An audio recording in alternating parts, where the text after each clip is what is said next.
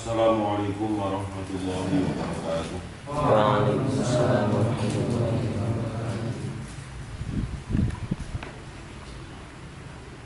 Bismillahirrahmanirrahim.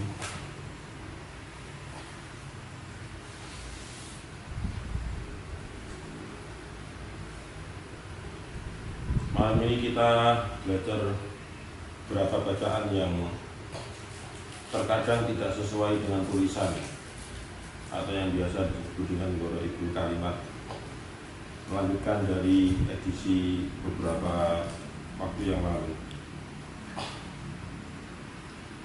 Yang pertama, silakan dibuka surat Ar-Ra'd ayat 4 juz 13, halaman 249.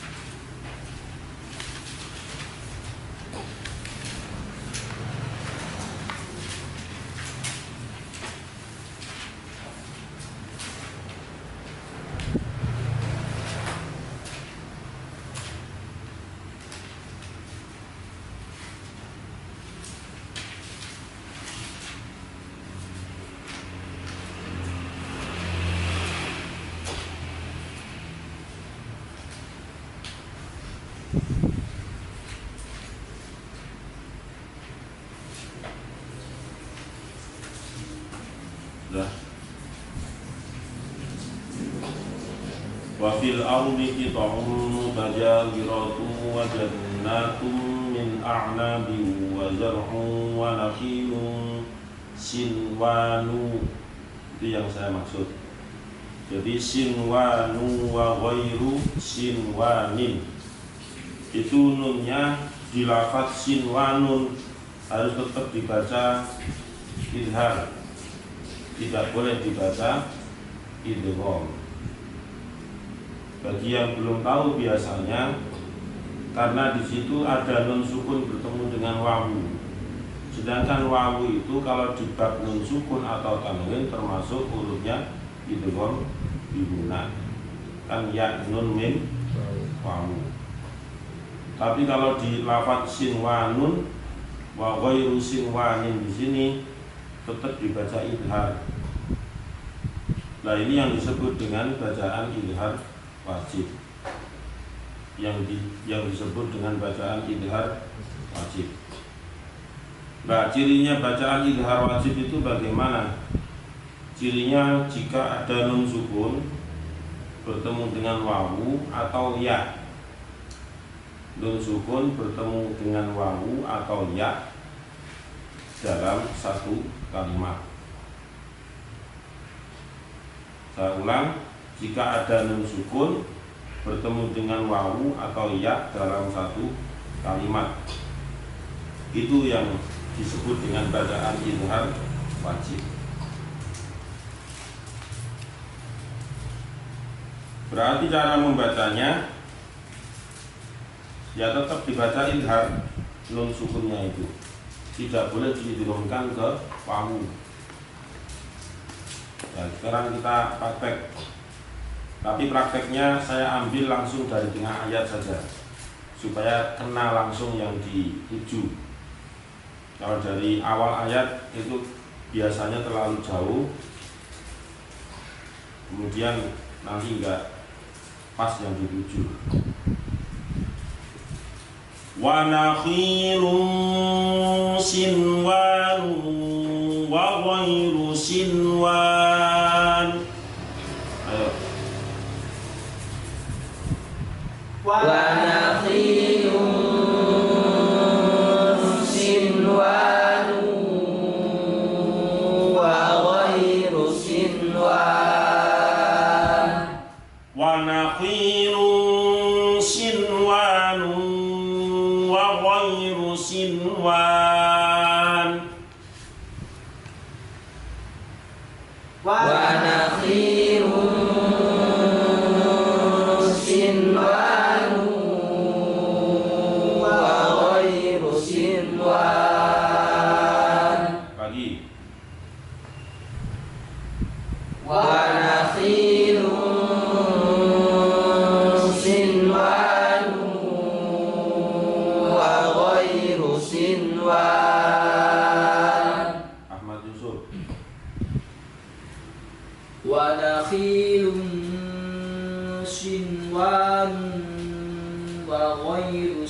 sinwan baru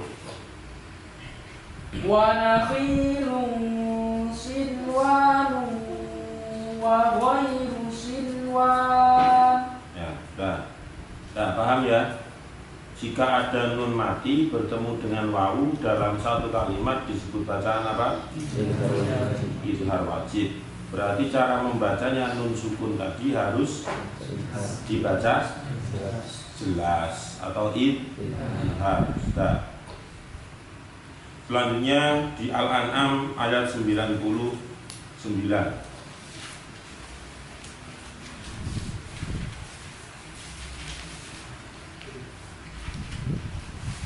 Al-An'am ayat 99 halaman 140.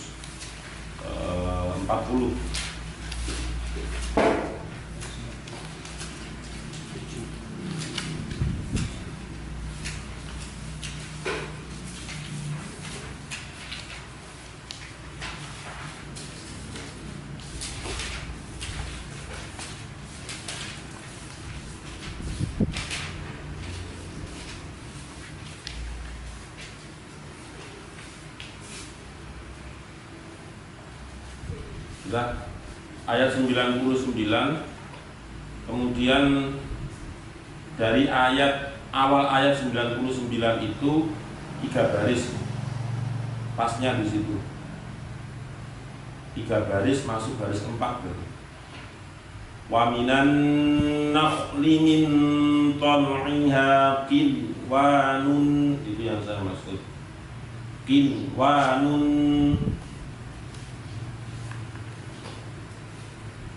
Nah, difokuskan pandangannya di situ. Dari awal ayat 99, hitungan berarti baris keempat dari awal ayat tersebut. Saya membacanya dari waminan nakhli. Sebelum kinwanun itu beberapa kalimat sebelumnya. Waminan nakhli min tal'iha kinwanun daniyah. Ayo. Wa minan nakhli min tal'iha qinwanun daniyah. Wa minan nakhli min tal'iha qinwanun daniyah. Wa minan nakhli min tal'iha qinwanun daniyah. Lagi. Wa minan nakhli min tal'iha qinwanun daniyah. Taufik.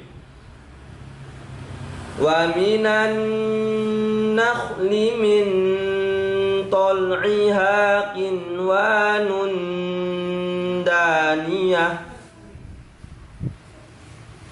Aku. Wa minan nakhli min tal'iha qinwanun daniyah. Ulangi. Wa minan nakhli min tal'iha qinwanun daniyah. Ya. Kinwanun di situ bacaan apa namanya? Izhar wajib. Izhar wajib karena Nun sukun bertemu dengan wawu dalam satu kalimat. ya, nun sukun bertemu dengan wawu dalam satu kalimat. Kalau nun sukun itu bertemu dengan wawu di lain kalimat, artinya tidak dalam satu kalimat, maka kembali ke qaidah semula, yaitu bacaan idgham bigunah. Yang pengecualian itu adalah jika ada nun sukun bertemu dengan wawu atau ya, tapi dalam satu kalimat.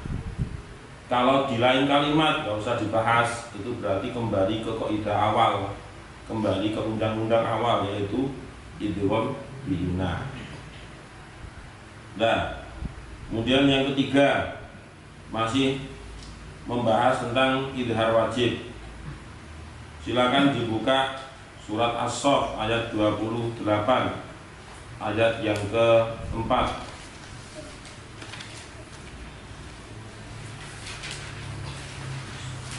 Halaman 551.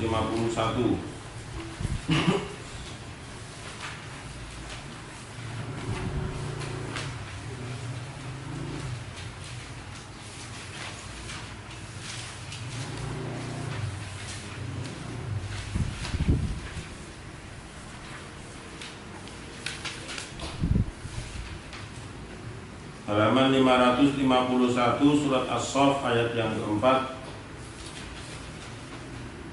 Hampir akhir ayat yang keempat itu ada lafaz bunyanun marsus.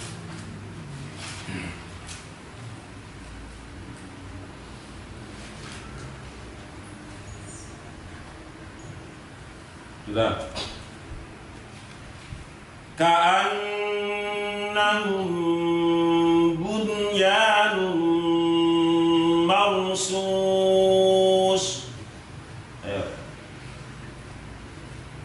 Ka'annahum bunyanun marsus.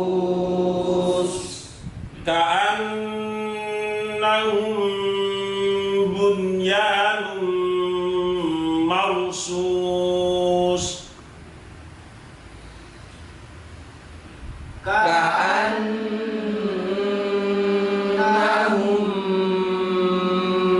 bunyanun marsus. Ulangi. Ka'annahum bunyanun marsus. Tidak. Ka'annahum bunyanun marsus. Kamil. Ka'annahum bunyanun marsus. Lagi, ulang. Ka'annahum bunyanun marsus. Ya. Ini yang nun sukun bertemu dengan ya dalam satu kalimat, ya. Diingat, syaratnya harus satu kalimat. Kalau tidak satu kalimat berarti kembali ke idgham biguna. Harus satu kalimat. Yang membedakan itu saja sebenarnya. Ya, yang membedakan dengan idgham biguna antara satu kalimat atau tidak. Kalau idgham wajib bertemunya harus dalam satu kalimat, tapi kalau idgham biguna itu di lain kalimat. Nah, jadi nun sukun bertemu wawu dalam satu kalimat sudah contohnya. Nun sukun bertemu ya dalam satu kalimat juga sudah contohnya. Kemudian contoh yang terakhir dari idhar wajib di surat Al-Baqarah ayat 201.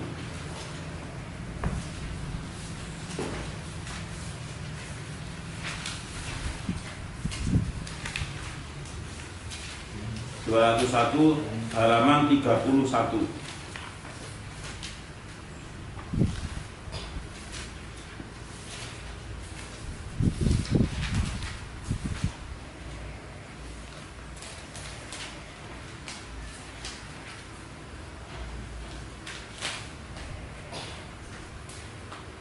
Halaman 31 ayat 201.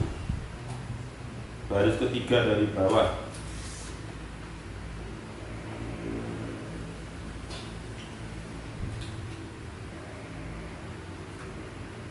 Difokuskan pandangannya di Rabbana atina fid dunya. Ya, difokuskan penglihatannya di Rabbana atina fid dunya. atau yang biasa kita kenal dengan doa sapu jagat itu. Saya potong awal ayatnya langsung ke yang mendekati kalimat yang kita hendaki. Rabbana atina fid dunya hasanah. Ayo.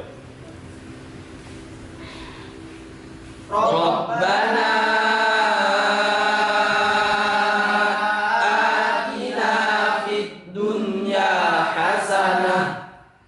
Rabbana atina fid dunya hasanah. Rabbana atina fid dunya hasanah. Lagi. Rabbana atina fid dunya hasanah. Faid diulang. Rabbana atina fid dunya hasanah. Dikri. Rabbana atina fid dunya hasanah. Ya. Jadi itu 4 kalimat dari bacaan idhar wajib yang ada di Al-Quran itu hanya 4 itu. Yang pertama kin wa nun, kemudian sin wa nun, kemudian bunyanun dan ad-dun ya atau dunya. Selain 4 itu sudah nggak ada. Tetapi 4 ini tersebar di beberapa surat. Contohnya bunyanun maksus tadi di As-Saff. Kemudian nanti di surat apa lagi ada lagi mungkin. Nah, seperti itu. Tapi tidak keluar dari 4 kalimat itu saja. Saya ulang, yang nun sukun bertemu wawu itu 2 kalimat saja. Kin wa nun dan sin wa nun. Kemudian yang nun sukun bertemu ya dalam 1 kalimat hanya 2 juga, yaitu bunyanun dan ad-dunya. Nah, seperti kalimat ad-dunya itu kan banyak di Al-Quran, tidak hanya di Al-Baqarah ayat 201, tetapi ada beberapa tempat yang lain. Nah, kalau sudah tersebar ke beberapa ayat yang lain atau surat yang lain, tetapi tetap kaidahnya berlaku. Cara membacanya berarti ya tetap berlaku. Harus dibaca idhar atau jelas. Sudah paham ya? Mengenai nun sukun bertemu dengan wawu dalam 1 kalimat dan nun sukun bertemu dengan ya dalam 1 kalimat. Jadi ini sekedar teori dan juga sudah saya praktekkan ketika kalian membaca Al-Quran, entah itu bersendiri atau nambah hafalan dan sebagainya, itu juga dipraktekkan. Jangan sekedar hanya teori saja. Itu yang disebut dengan man ta'allamal Qur'an wa 'allamahu. Di samping belajar sudah langsung mengamalkan, dipakai dalam kegiatan baca Al-Qur'annya. Nah, yang selanjutnya dibuka surat An-Naba ayat 21 halaman 582. Halaman 582 ayat 21.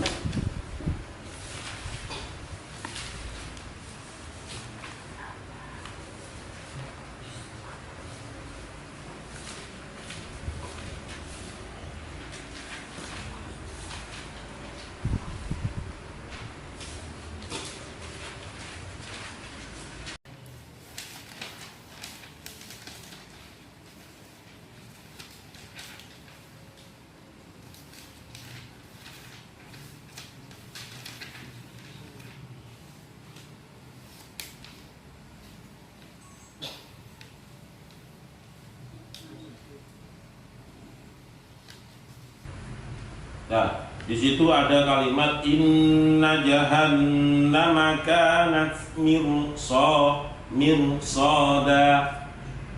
Difokuskan penglihatannya di ro sukun bertemu dengan sod. Mirsadan. Di situ kalimat mirsadan. Buku membaca ro di situ harus dibaca tebal. Harus dibaca tafkhim. Walaupun didahului oleh harokat kasroh. Karena kalau kita kembalikan ke kaidah umum, jika ada ro sukun didahului oleh harokat kasroh, maka ro sukun tersebut harus dibaca tarkik atau tipis. Itu kaidah umumnya. Akan tetapi ini dalam keadaan berbeda, ada tambahannya. Tidak hanya jatuh setelah harokat kasroh. Setelah harokat kasroh, setelah ro sukun jatuh setelah harokat kasroh itu ternyata bertemu dengan huruf sod. Huruf sod itu termasuk huruf isti'la. Huruf isti'la itu ada kho, sod, dha, kemudian ghain, to dan qaf, dha, ada 7.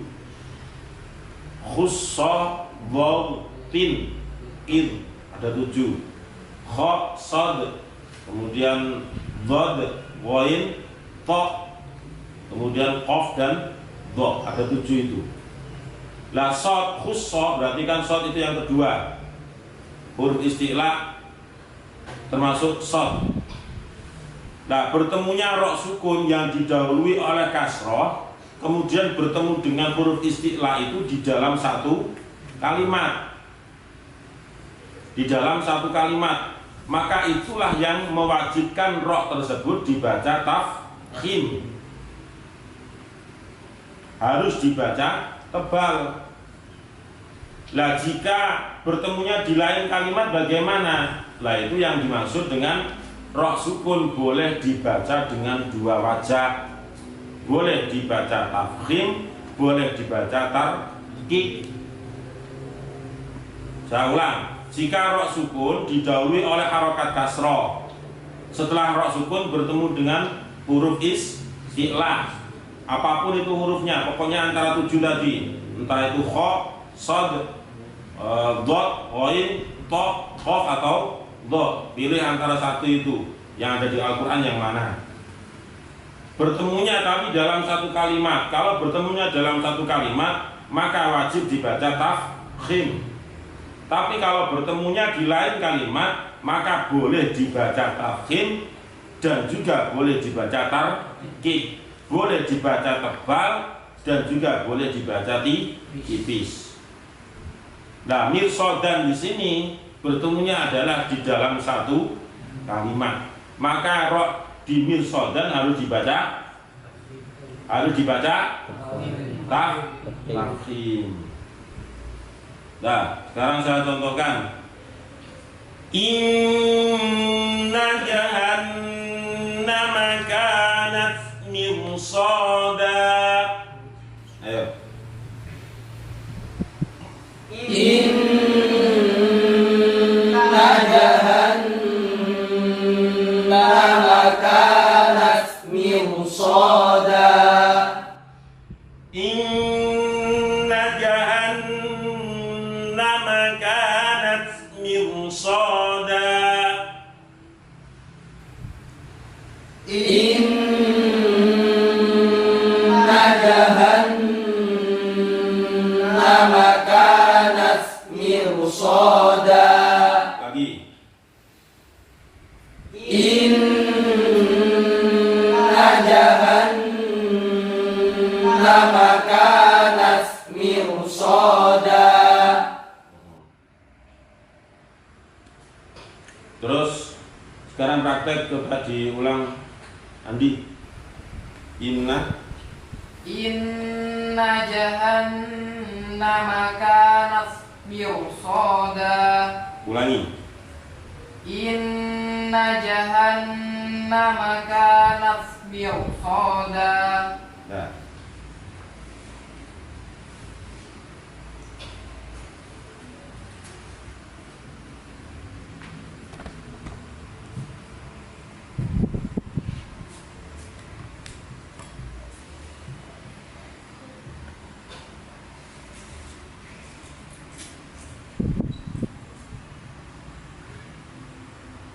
Ini sekedar perbandingan. Diingat tadi huruf istilah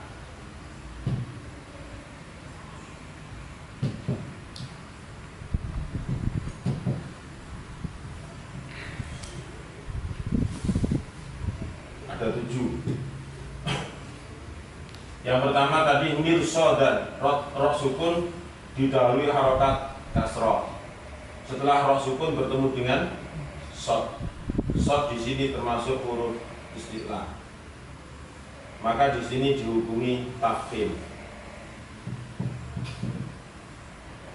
Tapi dalam satu kalimat ya. Perbandingan ini contoh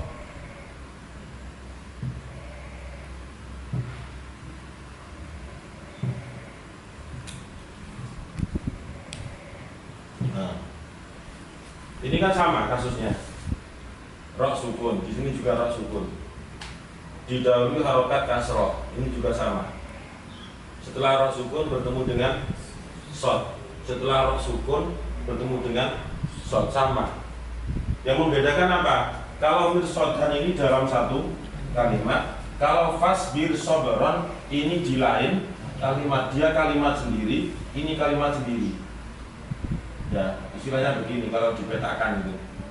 Jadi fasbir soberon jamilan di sini berarti berlaku tartikur roh, harus dibaca tipis. Walaupun bertemu dengan huruf istilah, yang mewajibkan tafkhim itu karena dalam satu kalimatnya mir soda. Contoh lagi.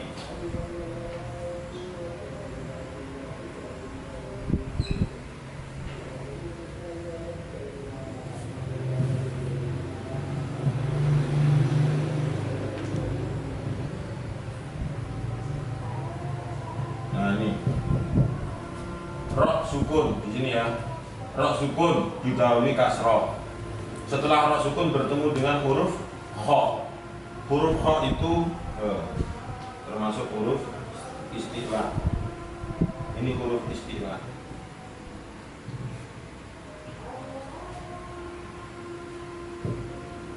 Huruf istilah itu bagaimana ya? Istilah itu kan pangkal lidah itu ke atas semua ketika baca. Kho ke atas, kemudian so ke atas pangkal lidahnya, kemudian bo juga ke atas. Jadi semuanya ini ketika baca huruf 7 ini pasti pangkal lidah itu akan naik ke atas. Itu ciri khas dari huruf istilah.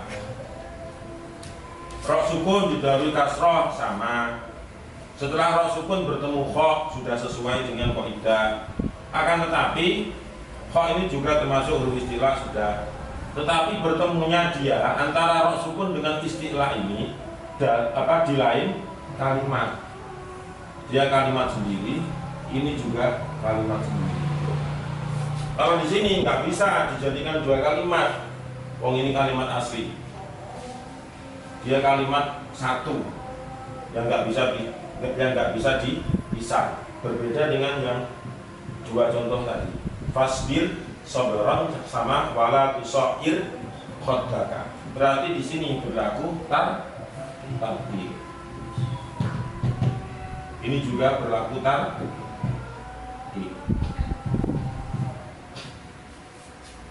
Kemudian contoh yang saya tulis di sini kullu fil in.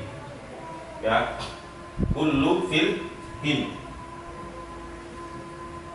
Ini roh sukun. Ya, didahului oleh harokat kasroh. Setelah roh sukun bertemu dengan huruf qaf. Qaf itu termasuk ada huruf istilah. Ini juga bertemu dalam satu kalimat. Terus di sini berlaku hukum apa? Tafkhim. Di beberapa kitab literatur tajwid itu dijelaskan untuk pengecualian lafaz kullu firqin qatawdil azim. Ini insyaallah surat Asy-Syu'ara ayat 19.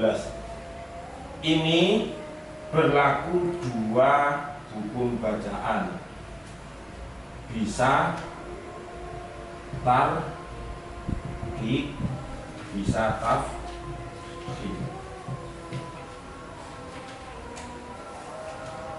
Lah mau saya gini-gini catetan ngono lho. Mau saya itu bos sing wis tuwek ta sing jek cilik. Pemana sing ngajar-ngajar ngaji.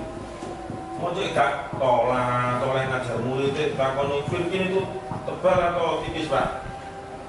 Tengah-tengah aja. Enggak usah tipis, enggak usah tebal. Gawe ijek dulu kan akhirnya. Ya saya ijek kok ya oile. Kok ditakoni toleh. Wis tak diteni ae. Pak toleh. Mau tak tagih 1 tahun lagi. Habis lagi. Ya, saya jelaskan sekarang kenapa dia harus dibaca tarkib. Lawang di sini roh sukun didhawuhi kasroh, setelah roh sukun bertemu dengan qaf. Qaf itu juga termasuk huruf isti'la. Berarti bertemunya roh sukun dengan huruf isti'la itu dalam satu kalimat. Kenapa aku dibaca tipis? Karena huruf isti'lanya ini berharokat kasroh. Kalau takim kenapa? Ya sudah seperti di awal tadi, seperti yang ini alasannya. Karena roh sukun didahului kasroh, setelah roh sukun bertemu dengan qaf. Qaf itu adalah huruf isti'la. Bertemunya roh dengan qaf itu dalam satu kalimat. Yang membedakan tafkhim dengan tarkib di sini apa? Kalau tarkib ada tambahan alasan karena huruf isti'lanya berharokat kasroh, tapi kalau tafkhim tanpa ada alasan huruf dari huruf isti'la. Nah, antara dua ini kan ada tarkib, ada tafkhim. Itu lebih bagusan yang mana? Di Hakut Tilawah itu dijelaskan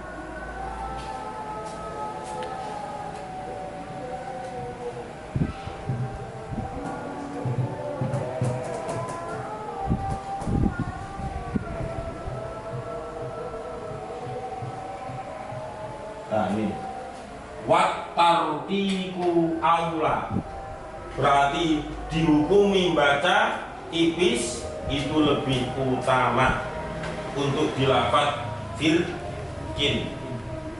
Berarti kita praktekkan ya ini wat tartiku aula. Kita melok ulama itu aja ya. Kita ikut ulama, ada di Hakut Tilawah. Wat tartiku aula, baca tipis di kalimat firkin aula itu lebih utama dibandingkan dengan membaca tafkhim. Paham ya? Ya.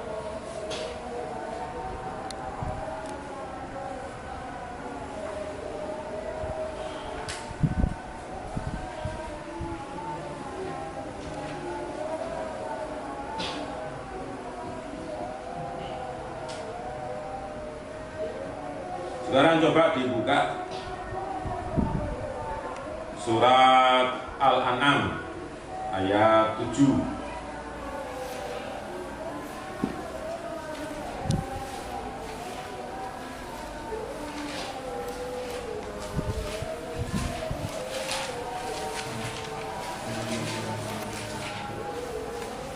Halaman 128.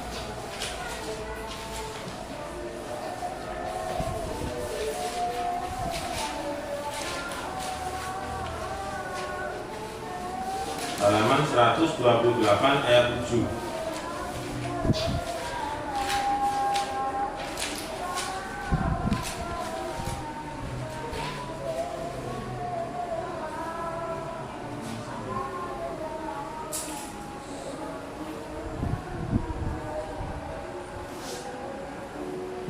Sudah? Walau nazzalna 'alaika kitaban fi qirtasin falamasu. Ayo. Walau nazzalna 'alaika kitaban fi qirtasin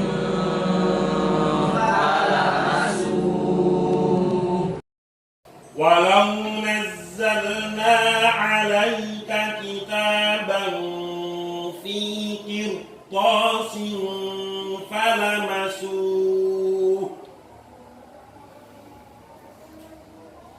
walau nazzalna 'alaika kitaban fi qirtasin falamasuh. Difokuskan penglihatannya di fikir tosin, ya, fikir tosin. Kirtosin itu roknya berharokat apa? Roknya berharokat apa? Sukun. Sebelum rok sukun ada harokat kasroh. Setelah rok sukun ada huruf apa itu nama hurufnya? Ada huruf to. To itu termasuk huruf isti'la atau bukan? Termasuk khusoh gautin. Ketemu kan? Gautin. To berarti termasuk huruf isti'la. Bertemunya rok sukun dengan huruf to itu di dalam satu kalimat atau di lain kalimat? Satu kalimat. Di dalam satu kalimat. Dan kalau kita semacam ingat dengan filkin, kalau kin itu kan huruf isti'lanya berharokat kasroh. Nah, kalau kirtosin itu berharokat fathah. Berarti tidak termasuk watartiku aula, atau tidak termasuk menimbulkan dua hukum bacaan, dua cara membaca, tapi cukup satu, yaitu harus tafkhim, harus tebal. Karena di situ tidak ada indikasi yang bisa dibaca dua cara atau dua wajah. Dia berlaku satu hukum bacaan, satu cara bacaan, yaitu tafkhim atau tebal. Berarti membacanya harus fikir tosin, fikir tosin. Walau nazzalna 'alaika kitaban fi qirtasin falamasuh. Walau nazzalna 'alaika kitaban fi qirtasin falamasuh. Coba diulang kata fi. Walau nazzalna 'alaika kitaban fi qirtasin falamasuh. Diulang ayat. Walau nazzalna 'alaika kitaban fi qirtasin falamasuh. Shadaqallahul adzim. Allahumma arhamna bil Qur'an waj'alhu lana imaman wa nuran wa hudan wa rahmah. Allahumma dzakirna minhu ma nasina wa 'allimna minhu ma jahilna warzuqna tilawatahu ana al-laili wa atrafan nahar waj'alhu lana hujjatan ya rabbal alamin. Assalamualaikum warahmatullahi wabarakatuh. Waalaikumsalam warahmatullahi wabarakatuh.